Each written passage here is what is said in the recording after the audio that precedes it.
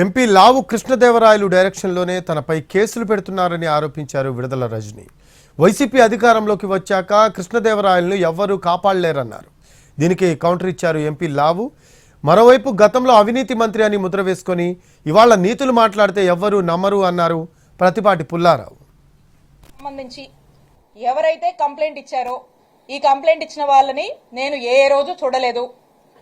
ఈ కంప్లైంట్ ఇచ్చిన వాళ్ళు నన్ను ఏ రోజు కలవలేదు, నేను వాళ్ళని ఏ రోజు కలవలేదు.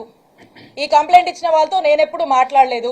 ఈ కంప్లైంట్ ఇచ్చిన వాళ్ళకి నాకు అసలుకి నో గివ్ అండ్ టేక్. ఈ కథకి వీళ్ళని ముందుండి నడపడానికి గల కారణం ఒక డైరెక్టర్ ఉన్నాడు.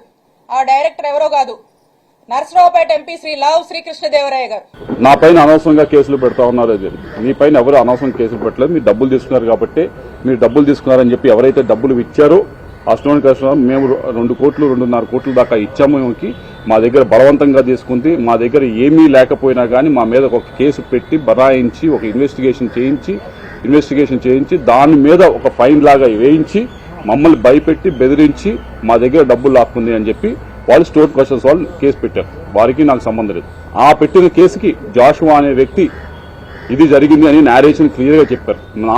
నా మీద కూడా చాలా ప్రెషర్ పెట్టారు, పొలిటికల్ ప్రెషర్ పెట్టి నన్ను యాక్ట్ చేయమంటే నేను వెళ్లి యాక్ట్ చేయాల్సి వచ్చింది అని చెప్పి ఆయన కూడా క్లియర్ స్టేట్మెంట్. ఇన్ని స్టేట్మెంట్లు ఉన్న తర్వాత నేను చేయించానని చెప్పడం చాలా విడ్డూరంగా ఉంది. చిలకలూరుపేట ప్రజల హృదయాల్లో సుస్థిరంగా అవినీతి మంత్రి అని ముద్ర వేసుకొని ఈ రోజు ఏదో నీతులు చెప్తే ప్రజలు నమ్మేదానికి సిద్ధంగా లేరు.